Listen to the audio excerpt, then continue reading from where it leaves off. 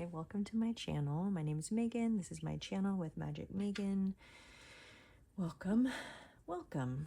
I'm going to do a reading for you today. I'm going to use the Chrysalis Tarot deck because I'm like, ooh, I feel like I'm seeing butterflies.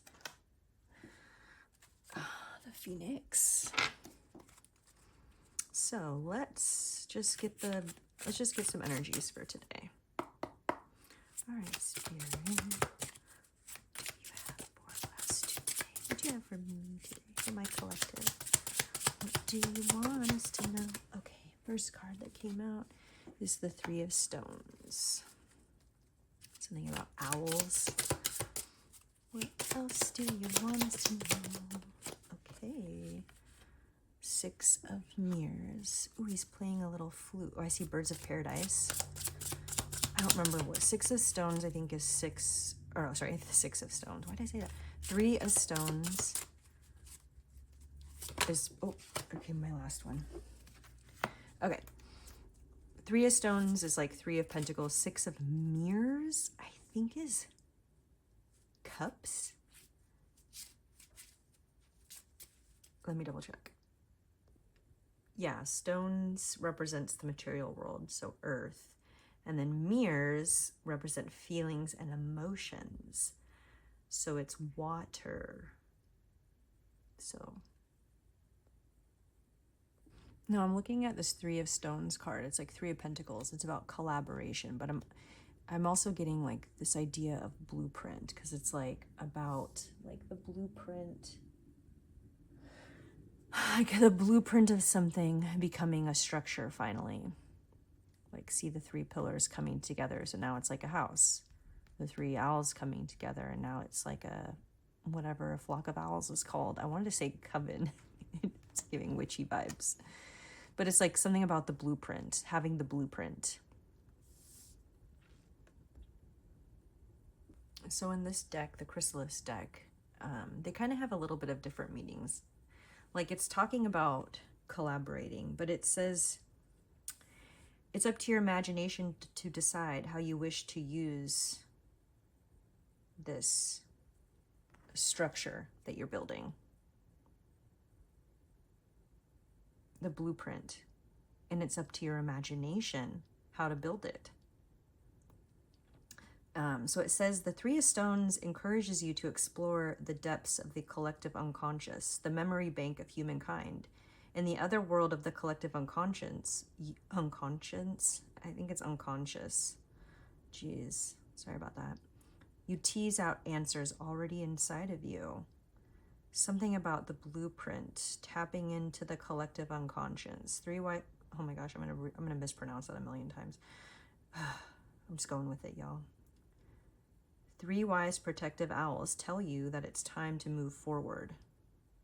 So this is a card of advancement. And it also talks about having trust as you move forward, and confidence in like exploring perhaps whatever's inside this blueprint or structure you're building in the unseen realm, it says. So maybe there's something about, I don't know if this is going to resonate with a lot of people. You've had, this is the blueprint. You've built the structure. It's your imagination that's inside. Whatever it'll be used for, it's up to you. The blueprint. I just keep the blueprint. And so the Six of Mirrors is kind of like the Six of Cups. So it's talking about nostalgia, a time of innocence and joy, and, you know, kind of that like a good memory. Nostalgia, simple joys, a return to when things were simple, when love was simple. So something about the blueprint and a smell that takes you back. Maybe there's something about that, tapping into the unseen realms, using smell. I know I've heard people who, if you're into that stuff, astral projecting and whatnot, putting like citrus next to your bed as you do it, helping you find your way back. So it's like the blueprint. The blueprint is you know, childlike joy, returning to a time of innocence, of sweet nostalgia, like not nostalgia in like a focusing on the past kind of a way, but like just honoring it. And just when it's just like inner child is what it feels like to me. It feels like inner child, the blueprint, honoring the inner child.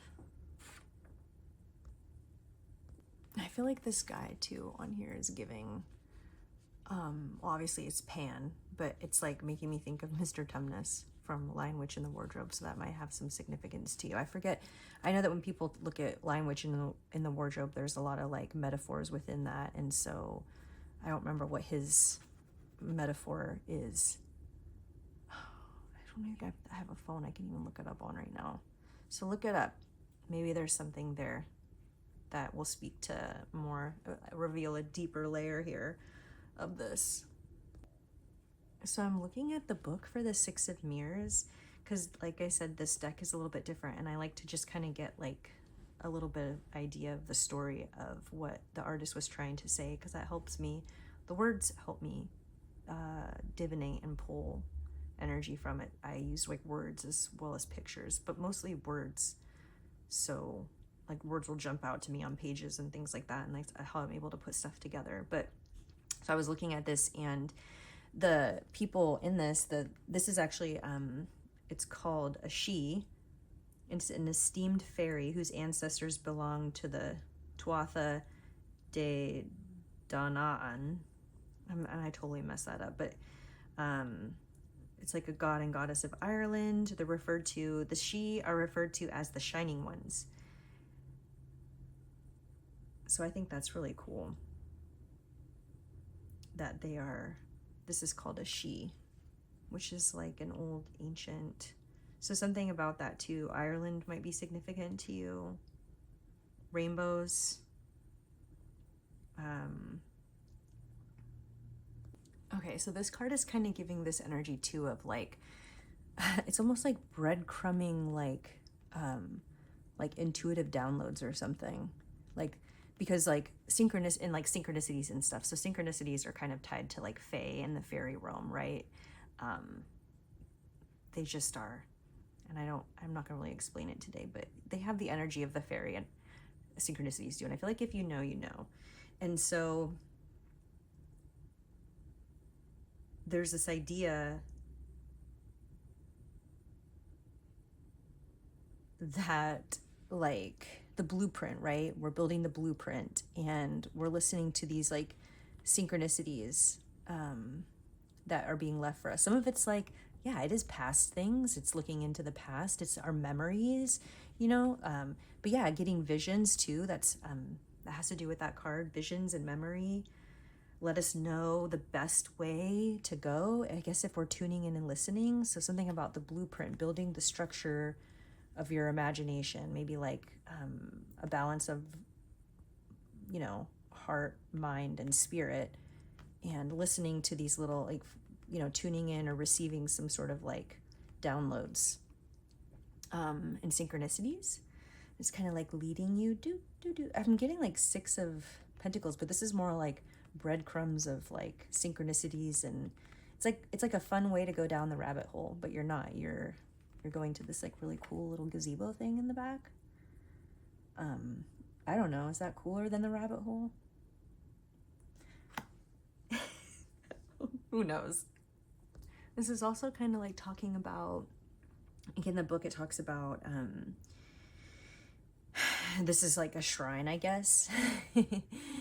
And this is like a holy well, and the shrine is, there's like something here about yes, like the blueprint, honoring your ancestors too. There's like an ancestor honoring their you know, putting things out, flowers, things that they liked, you know, especially if you're on this journey of like diving into the collective unconscious. That might be something that will help you, is creating a little altar, or some sort of you know, shrine, that the guidance is that will help nourish the relationships with your ancestors, if that's something you so choose to do. But I don't know, I think it's nice if you're not living anymore. it's nice sometimes to just remember and honor those people that were living before us, you know, because like they're why we're here today. So the people you love, putting out some of their, I have a pack of my aunt's favorite cigarettes on my little area here and stuff like that. I just feel like it's just a little reminder, and I think it makes him feel good.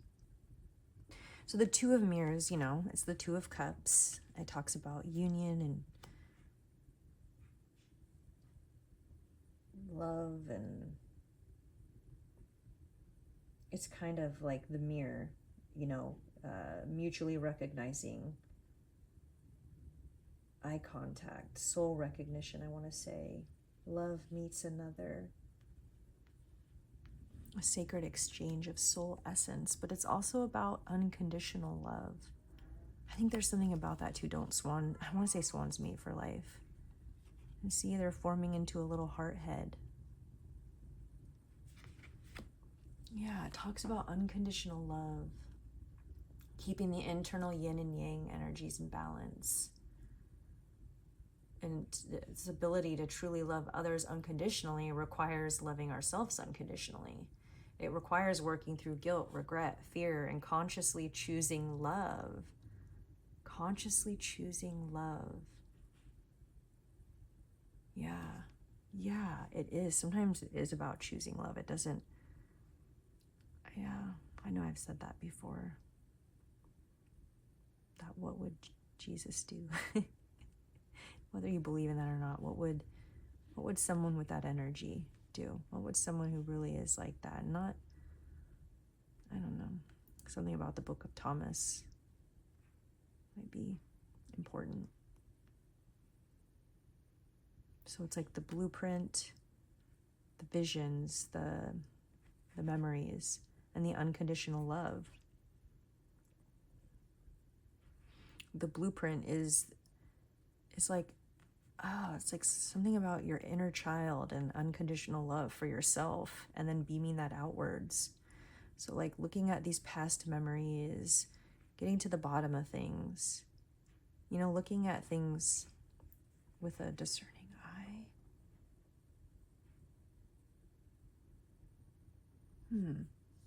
I'm kind of getting this other message at the end here of like, kind of like an aside, like another way that I kind of see this is like being in part of like, maybe you're in some sort of study group or like college class or some kind of a place where people meet, and running into somebody who like an ex, or, you know, but somebody who you have like a good relationship with too, maybe like a crush or somebody from your past. And then you know, you starting something, the start of something new, a soul recognizing another soul. Anyways, that was just like a little aside. So I want to go ahead and let's pull, I'll pull from this one, the Rose Oracle. So let's just pull a card from there just to kind of round this out. I don't know, the blueprint, childhood innocence, soul recognizing soul, the mirror, the memory, and then the mirror. It's reminding me of like Harry Potter. Remember when he like looks into the bowl and he like plucks the little like memories out and puts them in, and then you can like look at them? I don't know why that's giving that.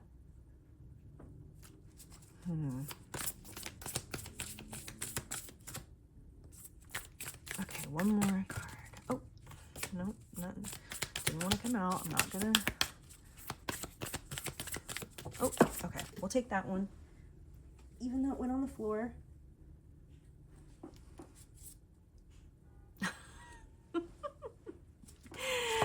Oh, I love it. So this is what came out. The child within, inner mother, innocence, gentleness, and tenderness. Yeah.